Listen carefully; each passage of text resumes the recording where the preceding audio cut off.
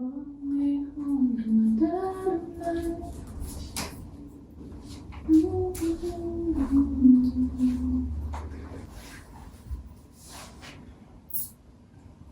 ready.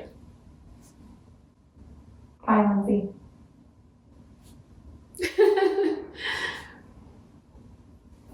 Hi. This is about you and your experience and getting what you need. So if you want to stop or repeat or take a break or change anything, you get to call the shots, okay?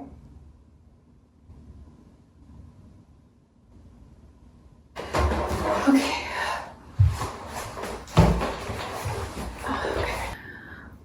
I went through an abuse experience and I reported it to people, and it didn't go very well, and I didn't understand why there was so much trauma involved in this case, especially when I was separated from the perpetrator. I moved on in a lot of ways of my life, and then I found out that there were additional victims and learned that there's a primary victimization where a perpetrator does harm to a victim who might also identify as a survivor. But then there's this concept called secondary victimization, where in disclosing that abuse to another person, if it's not responded to with compassion, that creates a whole nother layer of victimization, secondary victimization. That trauma from the secondary victimization can compound the side effects of the primary abuse.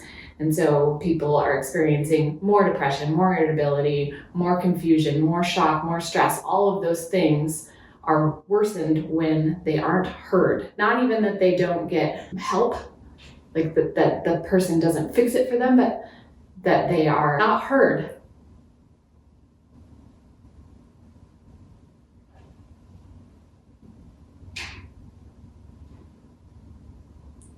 We live in a culture that does this thing called victim blaming. For me, I victim blame when I want desperately to believe that the victim did something to cause the abuse so that I don't have to cope with the fact that abuse could happen to me. I want to believe that I have some control over it, so if I don't say certain things or I don't do certain things, then I won't get their results. In blaming victims, the victims don't get to recover. They are left to question their sanity, and they don't just feel like the perpetrator is scary to them. They feel like the whole world is scary to them. I'm so mad, and it's just coming out as sadness. And I worked so hard to write this, to study with attorneys and crime victim advocates and detectives and you people who have survived. And I don't know how else to get it out. It's this really beautiful thing that you, my friend who's sitting on the other side of your iPhone, is modeling how to hear me as the video about how to hear people. It's pretty cool of you.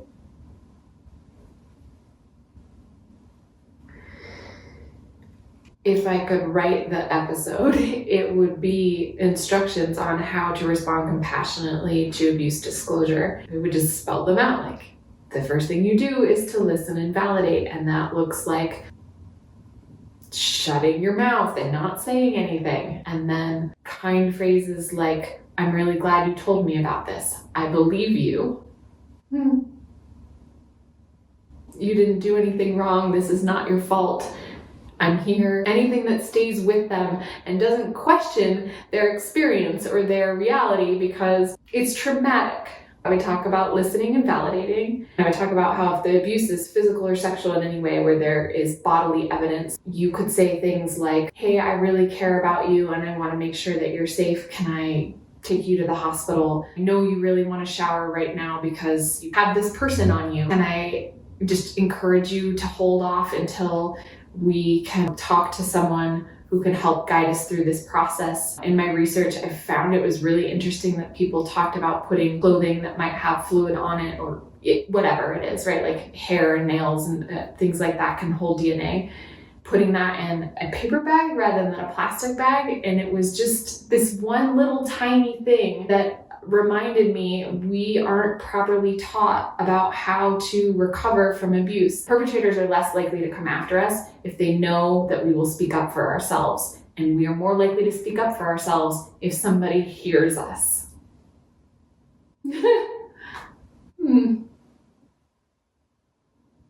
I don't even care if the person believes the other person at this point. Like, I want that. That is the goal. But if you could just not do harm, I would take that. Like, just listen, I would take that. If you can believe, yeah, oh my gosh, that's 1,000 times better. And that is the validation, right, that we're looking for, because as victims, we're scrambling in our head to try and figure out how this could happen, how like this person who is so wonderful could do so much harm. Hell, like if you feel like you can't sort through the right and wrong and like what is real and what is not real, I don't care. Just shut your mouth. Listen. If you can trust your friends, your coworkers, your relatives, whomever is disclosing to you that what they experienced is real, oh my God, the impact.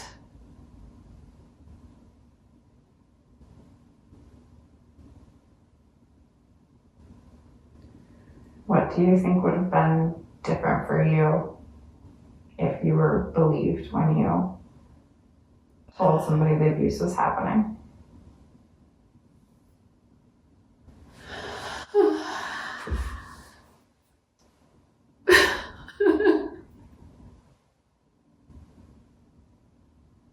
I think my whole life would be different. And that's not to say that I'm not grateful for my life, but it would be so different. I wouldn't have so many severed relationships. I wouldn't be afraid of certain parts of town. I wouldn't have to dodge parts of social media or grieve. So much of my time right now is going into caring about the other victims and working to prevent additional victimization, investment of time and energy and heart that would all get to go into other things like my job that I haven't been able to focus on. That's not to say that I'm not grateful to be there for them. I am. It's just, that would be different. I would be able to be there for them as friends and colleagues and not a warrior. I didn't know I was going to cry this much.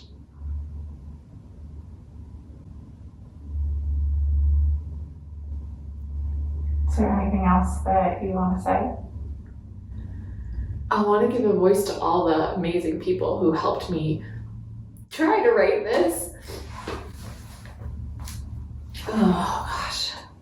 One thing that I have found helpful when talking to anybody, this includes survivors, is that if they are talking and then they pause, I try to count to 10 in my head so that I give them enough time to decide whether or not there is more before rushing in with some sort of solution or clever thing to say. I think that it's really important to let survivors lead the conversation because so much control has been ripped from them. They have lost their power in being victimized. And if the one thing that I can do for them is to give them control over the conversation about that abuse, then I'm gonna do it. Another thing that I learned is we have this human tendency to ask people what happened. We want them to recount the abuse so that we can go through again and like pick out the things that we could or could not control so that we could or could not get different results. And in doing that, we're asking them to relive the abuse. Responding 101 would be, do not ask them what happened. Don't ask them to recount the abuse. Just hold space, shut up. If you're a friend of the victim, know that you're not obligated to make them feel better. Abuse isn't something that can be fixed, so take that pressure off yourself. Let that expectation go, just be there. Remind your loved one why they are valuable and get help for yourself. Listening to someone, you also experience a trauma. And so it's really important as somebody who is receiving a disclosure, you get help. That may be a hotline, a therapist, talking to someone else. As an employer or teacher, when someone confides in you their abuse experience, you might offer an extension, time off, or an alternate project to complete that isn't triggering, something that would help the person feel acknowledged and understood. KATI Morton, who is a fantastic YouTuber, does all of her episodes about counseling and their mental health, right? And what she said, the victim and the perpetrator need to be separated, even if it means paid time off for all parties until there's a resolution. Be it bullying, gaslighting, harassment, assault, or rape, people deserve to know they do not have to choose between their work or school lives, whatever that is, and then being safe. If you're a stranger or acquaintance and someone tells you they've been abused, start again with listening and validating. See if you can help them identify someone they know more intimately to talk with, or direct them to other resources, which I'll put in the description. If the person who is reporting is under 18, you are mandated by law to report to authorities, and this may feel counterintuitive if you're trying to give that person power over their voice and decisions. So one thing that's really helpful is if you can be transparent with the minor person about your obligation to report and reiterate that they didn't do anything wrong. They are not getting the perpetrator in trouble by reporting. The perpetrator isn't well, and by reporting they may be able to get the help and stop perpetrating. As survivors, we feel like it's our fault if we report because, oh my gosh, all these consequences to the perpetrator and the people in their lives. They could lose their scholarship or their job, or they could go to jail. And that is not the fault of the victim. That is a result of the abuse. Perpetrators, man, they work the people around the victim as well so that they can accomplish what they need to. Being silent is giving them what they want. I also asked these individuals what the biggest mistakes are that we make as people receiving a disclosure, and I want to go through those quickly. Asking too many questions. So what happened? Are you sure that's what happened? Wanting details, etc. Telling the victim everything happens for a reason, or God doesn't give us more than we can handle because, and I quote, you're disguising and it's your fault with an existential package. Also, making sure that you're not pressuring the survivor to make a decision. So that's a decision on whether or not to tell anyone else, to report, to collect evidence, to talk, to get help, to stay in a relationship with that person. Another mistake that people make is kind of turning the conversation so that it becomes about your abuse or your sister's abuse or even the perpetrator, where we're not listening. We're saying like, oh yeah, that happened to someone I know, I can totally relate. Or yeah, this one time that person did this to me. And then, this thing that is so odd where we're like, oh gosh, I can't believe that the perpetrator would do that because he's such a nice guy. I don't want to hear about how he's a nice guy or you're confused about my abuse. Nope. These crime victims advocacy groups were saying it's really important to match the language of the victim when you're responding. So if I say I am a victim, you can use that word with me unless I ask you to do otherwise. And if I say I've been raped, you use the word raped. You don't have to add alleged.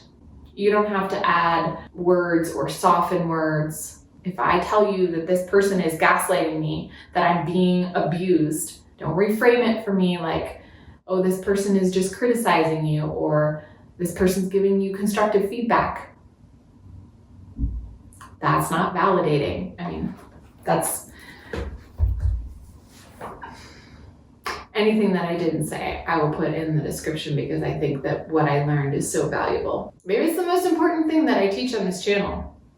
And that's why it's so hard, because I'm trying to control it being perfect. I want the world to stop hurting people. I don't know how to stop perpetration by abusers, but can I coach the people listening to the abuse on how to not create more trauma?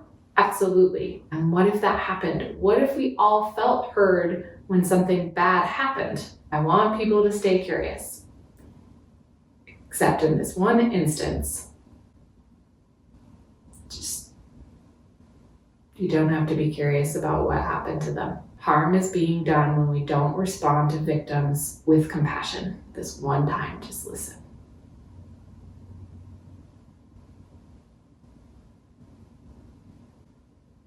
Did I do it? Can I be done? You're amazing. Sorry, yeah. We did it. You ready to shut it off? Yeah.